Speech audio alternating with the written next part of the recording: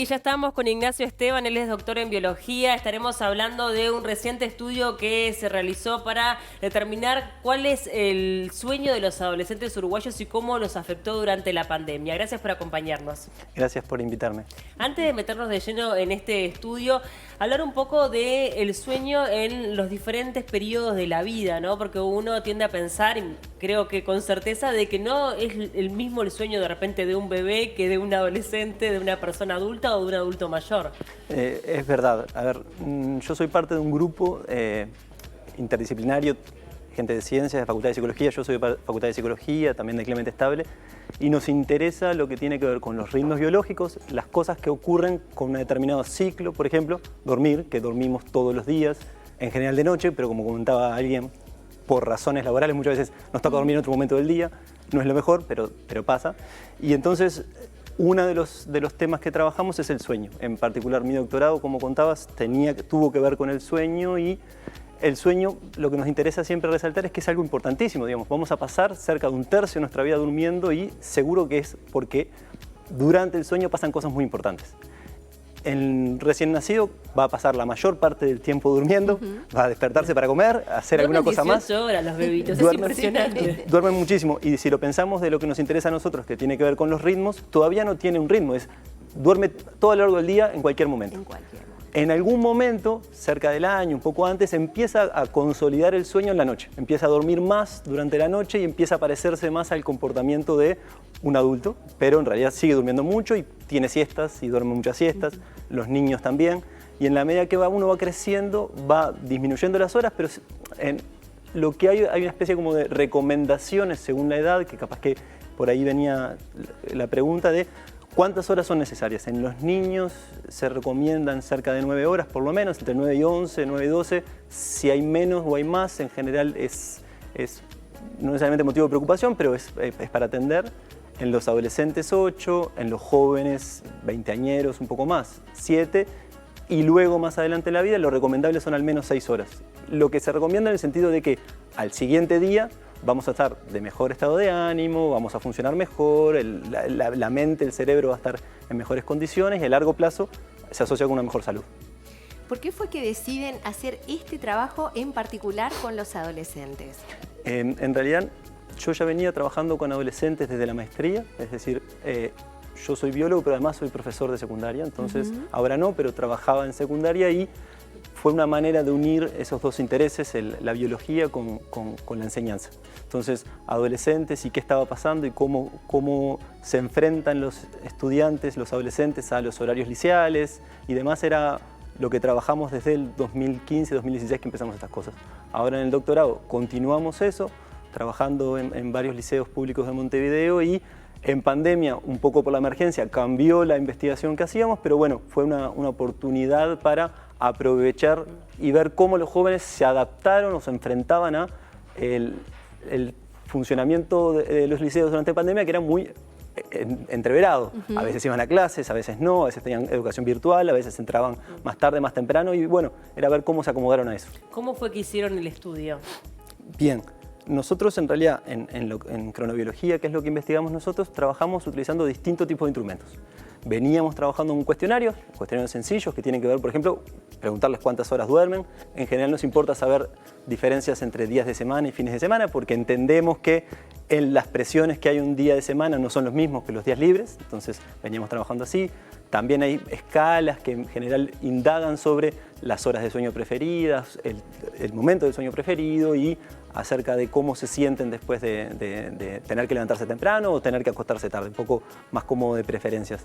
Y también últimamente lo que venimos trabajando, y eso fue lo que estuve haciendo bastante durante mi doctorado, es utilizamos unos equipos que registran más precisamente el comportamiento diario. Entonces sabemos si estaba quieto, si estaba más activo, si estaba haciendo ejercicio o si estaba durmiendo. Como esos relojes inteligentes, sí, algo similar. Son similares, en realidad son más precisos, son con fines científicos, no tanto más de autocontrol, si se quiere. Son un poco más precisos, pero son similares a eso, y nos permite determinar en qué momento y cuánto fue la duración del sueño cada día. Entonces, eso nos permite no trabajar con promedios o una idea acerca de autorreporte de cuánto fue el sueño, sino precisamente cada noche cómo fue el sueño.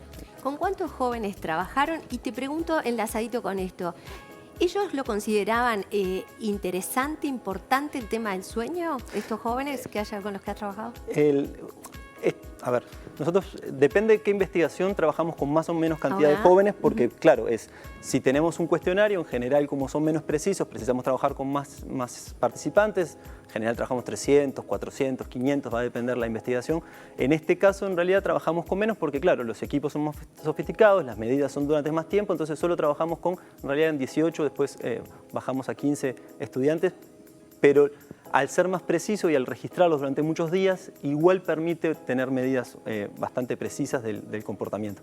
Tenemos algunos estudios con algunos más, pero en particular esto lo que yo hice fue solamente con 15 jóvenes que los participantes eran cercanos, entonces había una motivación también de los padres motivados también a participar. Entonces sí, nosotros aparte siempre nos interesa después hacerles llegar un poco unos resultados más globales, no trabajamos, no damos resultados individuales, no damos datos individuales, pero sí intentamos contarles un poco los resultados, porque en general nuestras publicaciones académicas son en inglés, son en revistas científicas, con una forma de escribir un poco más difícil. A su vez intentamos comunicar de otras maneras y por otros vías y en español, como para también a los participantes y a la gente interesada hacerles llegar un poco qué es lo que estamos encontrando. ¿Y qué fue lo que encontraron? Vamos a ir hablando un poco de los resultados. Además, en un periodo difícil o extraño donde hubo presencialidad, pero también estudio a distancia. Justo en el 2020 aparecen una cantidad de trabajos donde lo que están encontrando, lo que encuentran es que liberados o aflojadas las presiones sociales de los horarios por las clases virtuales o porque no había que trasladarse a trabajar o no había que trasladarse a los liceos, lo que se encontró es que el sueño en general ocurrió más tarde y además el sueño fue de mayor duración. También varios trabajos encontraron que la calidad bajó un poco, vinculado seguro al estrés y a toda la ansiedad vinculada a la pandemia. Y hay dos aspectos distintos, uno tiene que ver con la cantidad, el momento, y otro tiene que ver con la calidad. Algunos trabajos demuestran que la calidad disminuyó, pero en general lo que se vio es que aumentó el sueño. Es decir, cotidianamente nuestro sueño está restringido, la oportunidad de dormir está restringida por los horarios. Entonces, en general, la mayor parte de nosotros, en días de semana, usamos la alarma para despertarnos. ¿Eso por qué? Porque si fuera por lo que nuestro cuerpo nos pide, nos despertaríamos más tarde. Claro. Exacto. Entonces, en general, usamos las alarmas para despertarnos y estamos restringiendo el sueño, que a veces logramos compensar un poco en los días libres. Nosotros sabíamos, ya veníamos trabajando con adolescentes liceales, que en días de semana, sobre todo los que iban de mañana, temprano al liceo, estaban durmiendo poco. Poco para las 8 horas recomendadas, alrededor de 6 horas. Es decir, bastante menos de lo deseable para su edad. Algunos lograban complementar con siestas, pero no muchos y no lo suficiente, o entendemos lo suficiente para compensar. Y entonces lo que hicimos fue tratar de hacer lo mismo, ahora durante pandemia, pero además compararlo, y eso nos parece interesante, decir, bueno, pero si los jóvenes los dejamos sin presiones, entonces los registramos durante las vacaciones de invierno. Ok, no hay horarios que cumplir, ¿cómo es el sueño? Y lo que encontramos es que el sueño era mayor de 8 horas, es decir, lo recomendable. Dejados a su organización, los jóvenes duermen tarde, eso es verdad, y eso es una característica de todos los jóvenes del mundo, son tardíos en su orientación, pero duermen las 8 horas que son recomendables, es decir, son las 8 horas que precisan dormir. Cuando los llevábamos a una situación de clases, lo que encontrábamos es que dormían menos.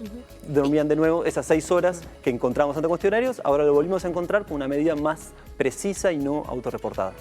¿Es posible detectar en este estudio si hay alguna influencia en esto de acostarse tarde, si influye negativamente, por ejemplo, la exposición a las pantallas, o si influye positivamente que durante la mañana estén expuestos a la luz del día, por ejemplo? A ver, nosotros no trabajamos, los equipos que tenemos no son sensibles a la intensidad de luz de una pantalla y aparte como se colocan en la muñeca, no reciben directamente esa iluminación. Sí sabemos por otros trabajos que la luz de las pantallas, en particular la longitud de onda, más tirando al ultravioleta, a los azules, son los que terminan afectando nuestro reloj interno, que tiene que ver con disponernos a dormir, nos marca el momento de dormir, o nos marca el momento de despertar, cualquiera de ellos, y se sabe que influyen ahí, se saben que afectan. Nosotros no pudimos medirlo tan precisamente porque no tenemos los equipos adecuados, pero sin embargo sí medimos la luz y sí identificamos en un trabajo que ya publicamos y en un trabajo que estamos por publicar que la cantidad de luz durante el día influye en el momento de dormir, haciendo de que si la exposición es más alta a la luz durante el día, el sueño se adelanta. Y entonces, en tanto el problema está en el final, siempre que el sueño se adelanta el inicio, se duerme más. Claro. Y siempre que el sueño se retrasa porque falta luz, y ahora en un trabajo nuevo que estamos por publicar, si hay mucha luz en la noche, que no necesariamente es pantallas, porque eran jóvenes que iban al turno nocturno, entonces seguramente era luz ambiental, de estar expuestos, esa luz hacía que se acostaran un poco más tarde y durmieran un poco menos. Entonces sí sabemos, y ya se sabía de antes, digamos, estamos confirmando y con algunos experimentos que son cuasi experimentos que son interesantes, eso mismo. La luz es importante para influir en la ubicación del sueño y la duración del sueño. No sé si me sabrás responder esta pregunta, pero una vez me afirmaron de que no dormimos más de lo que necesitamos. Que el cuerpo duerme lo que necesite. Y si duerme mucho es porque necesita dormir mucho, y si no, no podría dormir más.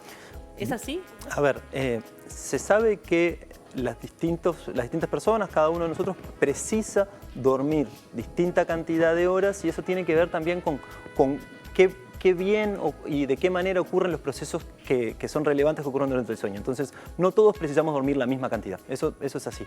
Y en principio dormimos lo que precisamos, y recordar una cosa importante, que es el sueño no es necesariamente para descansar el cuerpo, es decir, no por estar más activos o estar más cansados, por mayor actividad física vamos a dormir más o menos. El sueño es importante por procesos que tienen que ver con el propio cerebro, es decir, se sabe que hasta se limpia el tejido nervioso durante el sueño. Entonces, varía en la cantidad de sueño que precisamos y tiene que ver en parte también con diferencias individuales. También hay cuestiones de preferencia, hay gente que prefiere dormir más o menos, pero en principio, en general, si se duerme demasiado, eso puede ser una señal de que hay algo que no está bien. Que no está, claro. Y ligado a esto, justamente, y vos como biólogo, en la etapa adolescente, ¿cuál es la importancia en estos procesos, sobre todo biológicos, que están teniendo los jóvenes, además de que seguramente tiene alguna vinculación con los psicológicos también?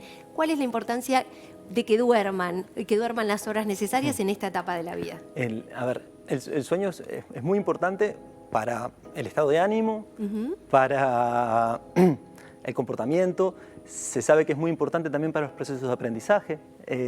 Entonces, nosotros no lo hicimos con estudiantes liceales, sí lo hicimos con estudiantes universitarios, y mostramos cómo el rendimiento en una prueba era mayor en aquellos estudiantes que antes de la prueba dormían bien comparado con los que dormían menos cantidad de horas, o incluso el 15-20% de estudiantes que, como estrategia, no dormían antes de la prueba. Entonces, por supuesto que el sueño es importante, y ahí, en esto que yo les contaba, pueden ser dos mecanismos. Uno es seguro de que lo que estaban intentando aprender y guardar y registrar, formar memoria en el cerebro, el sueño es necesario para que esa memoria quede mejor guardada, pero por supuesto que para poder estar atento, para poder recuperar bien el conocimiento y el funcionamiento bien de los distintos procesos cognitivos, esa falta de sueño hace que estemos más desatentos, por ejemplo, y se sabe que la falta de sueño provoca accidentes. Yo ahora no me acuerdo bien el número, pero cada hora de sueño equivale a cerca de 1 o 2 vasos de cerveza, como idea de comparación. Y tenemos campañas a favor de no consumir alcohol y manejar, pero no tenemos campañas acerca de cuidado con la falta de sueño. Sí, bueno, pasó mucho también, unas quejas, estaba pensando, por ejemplo, en camioneros o en trabajadores del volante, que a veces están expuestos a muchísimas horas sin el sueño adecuado, y eso obviamente que puede generar un peligro muy importante, Sí, ¿no? sí, claro que sí. La falta de sueño, o como decía una televidente, esto del trabajo nocturno, el trabajo rotativo, en general se asocia con dificultades en el sueño, problemas en el sueño, accidentes y también problemas de salud. A largo plazo, no dormir lo suficiente o dormir de manera irregular o momentos inadecuados termina repercutiendo en el cuerpo. ¿Por qué? porque nuestro cuerpo, nuestro organismo, se prepara para las cosas mucho antes de que ocurran. Nuestro organismo se prepara para la comida antes de que comamos, no respondemos a eso. Se prepara para dormir mucho antes. Entonces, cuando las cosas ocurren en el momento inadecuado, en general, lo que terminan los procesos es estando afectados por ese mal horario de hacer las cosas. Bien, entonces, como a modo de conclusión, por lo menos del estudio que ustedes realizaron, sería interesante adecuar tal vez los horarios en algunos centros educativos para respetar el sueño de los adolescentes. Siempre insistimos... Porque las entradas a las 7 de la mañana son tremendas, mortales. para el adolescente y para los padres también, quiero decir. Siempre insistimos en dos cosas. Por un lado los jóvenes son vespertinos en su orientación, entonces todo horario que es muy temprano va a terminar afectando el sueño. Nosotros encontramos que cuando entraban más tarde al liceo por la pandemia o las actividades eran virtuales, el sueño era mejor. Entonces, eso es una posible política pública de intentar ayudar a los jóvenes a dormir mejor. Lo otro también que encontramos que hay medidas como puede ser la exposición a la luz o los horarios de cena, que ya habíamos encontrado también en otro trabajo.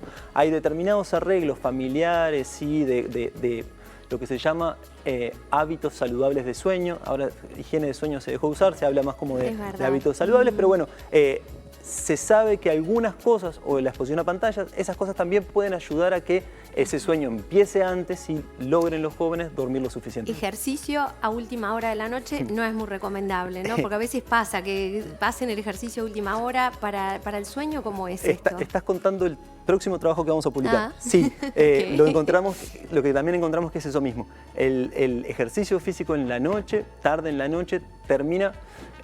tenemos discusión o en general hay un debate de cómo es el mecanismo. Por un lado puede ser porque genera más actividad, más adrenalina, respuesta de estrés, y eso hace que cueste conciliar el sueño. También algunos plantean de que la actividad física en la noche retrasa el reloj biológico, pero por cualquiera de los dos mecanismos estamos encontrando que la actividad física intensa en la noche termina retrasando el momento de dormir, y de nuevo, si hay compromisos temprano en la mañana, hay menos sueño. Claro. Ignacio, muchísimas gracias por estos minutos en el living. Fue un gusto enorme recibirte. Bien, gracias a ustedes. Gracias.